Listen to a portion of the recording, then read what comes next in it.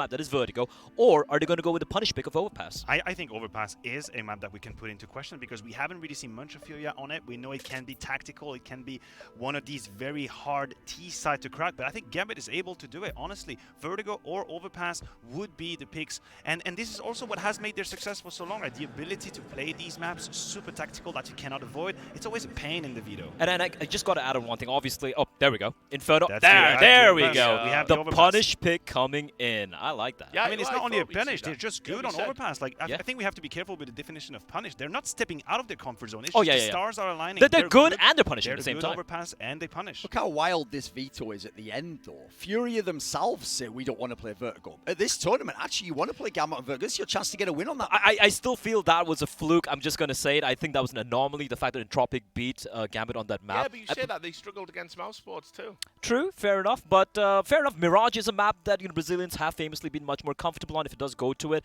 But then again, as you pointed out, Duncan, the fact that it doesn't go to Vertigo, where they might potentially pull off another upset, Gambit are going to be more than happy to play this map. Even though we got the punish pick, which I think does, as usual, make Gambit the favourite, when I characterised it online, I haven't seen the online Gambit play on LAN yet. I haven't seen the team that'll just blow you away 16-8, easy, you're not even in the game. I actually expect this time, if Furia's fraggers can turn up, they can make this like a really entertaining series. And one element that we have to mention when it comes to FURIA is their ability to catch on fire. And what better way to do it on the stage, right? You're having a couple of key moments, the crowd is reacting to you, they feed off of that. You can see them play bodily, the way they, I guess, vibe to the game. This is typically what can happen on the stage. It can go both ways, but if you're good, that's the moment. And perfect map to start with because it's your map. It's the one you play all the time. You have all the volume. So if you can actually get going, by the way, you're supposed to win your map pick. That's a great way to start. If you had to start on the Overpass punishment, that could be hard. That could be rough. Here's the thing. What I loved about FURIA this tournament, sure, they only played Inferno the best of once.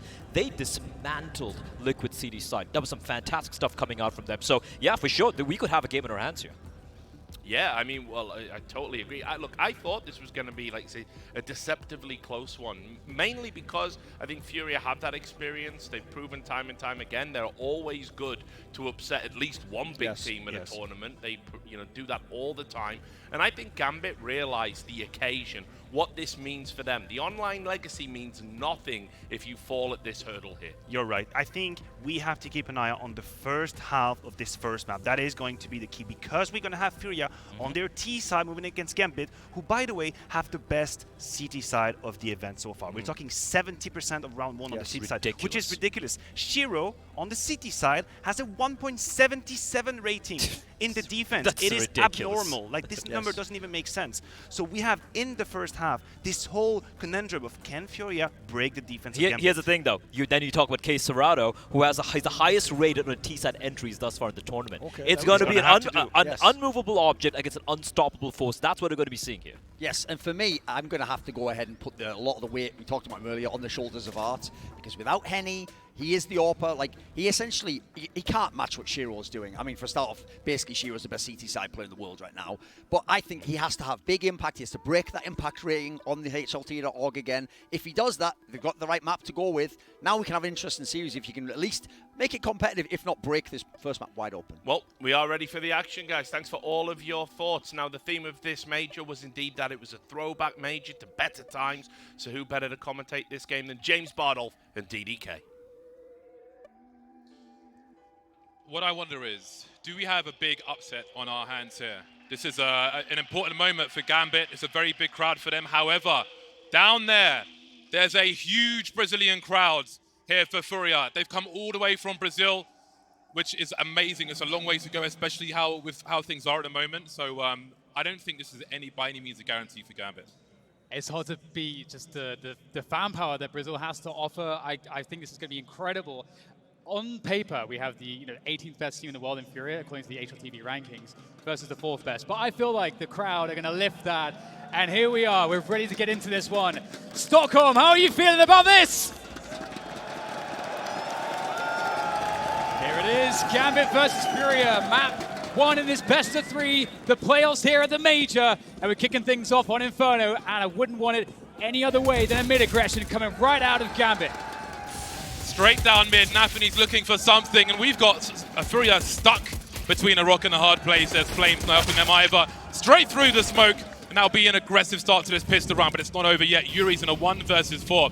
Molotov to try and create some space, and maybe he can isolate some fights as he stands behind him. You can see the double peek. Axile to get that last kill. Gambit take the pistol. Nice start for them on the CT side.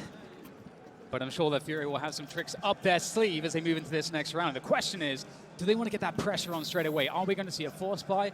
Or are they going to just save, keep things chill for now? Of course not, James. Of course not. We're going to get the MAC-10 coming out straight away on Queserato. They mean business in this round here, FURIA. They have something up their sleeves indeed.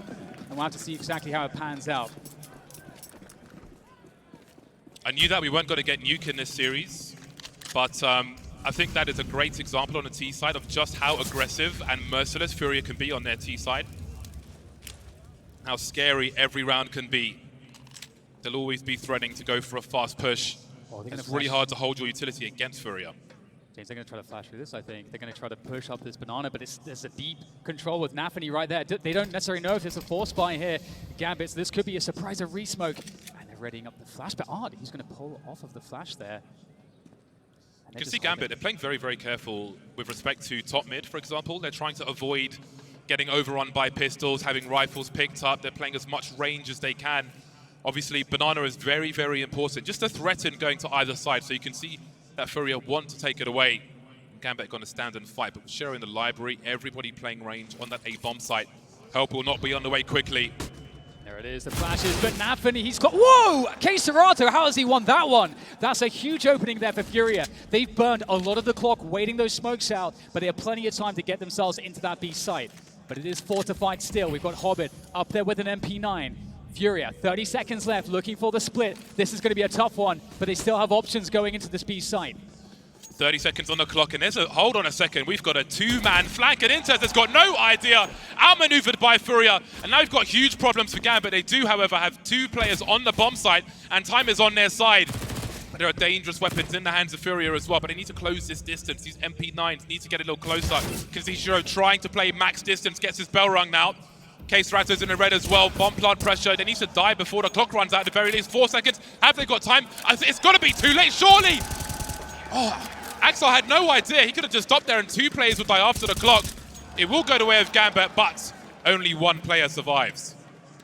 Oh, that is quite difficult. I think we had someone dying after time there, possibly. I think, yeah, Yuri died after time, so not going to have any money at all, really. So they're actually, I think they might be looking to force up again. FURIA, unrelenting aggression. We're going to have two AK-47s coming through from them. They're keeping Gambit's economy quite limited. But Gambit, they have the 3 MP9s, and we have 3 players without helmets. So those MP9s are going to be extremely potent in this round. FURIA, they're actually starting off with the slow pace yet again. So the opening of this round looks very similar to the previous one. I think if FURIA plant the bomb in that round as well, I wouldn't be surprised if they had gone for the force buy. Only one player surviving means opportunity knocks for FURIA. However, Gambit have got a pretty reasonable buy. They're pretty good with grenades, trying to hold on to these smokes for as long as they can. I mean, at 20 is going to be a very long time to try and hold versus FURIA. They're trying to get them to go to A, James. They've re-smoked Banana, and they have a 4-player setup on this A side. They're playing retake for B, but they are making FURIA go to top mid. That's exactly what they want. Gambit are so set up for this. But Tech 9 as well. Deagles on this occasion can be a problem. Shiro blind, lucky to escape actually. They have to consider hunting him very, very quickly indeed. But Nafany's here for the angles. That really compromises how FURIA can push in this long position now. Vinny thinking about it, and Shiro just creeping. He's got half health, or less than that. Doesn't want to give up the rifle, so he's got to fall back. But again, 2 players on the site. Crossfire with the pit player, Exile. 41 seconds, but look at the position FURIA have. They're just chilling, just edging forward. Down he goes, and now we've got real problems for Gambit. Yeah, 2 nice openings. Nafany still at the back of the site, though, with the MP9 will go down as well. 30 seconds is plenty of time to get that site locked down. There we have the plant. The after plant position's looking good, and Gambit, they want nothing to do with this one. And that is so interesting right now. This is so tense. Gambit is playing very passive because they know of FURIA's tendencies to play very aggressively. So they're just trying to shut down that banana position and then just wait passively for the response. And FURIA, so methodical. Even though they go into the stack, because they're so methodical in their approach, they make this look very good despite not having much in the way of a buy. So FURIA looking very impressive here. Very impressive, considering they had 2 players playing that long position. But again, with the exchange, they had the skirmish. Shiro had to fall back to try and avoid the rifle getting into their hands. FURIA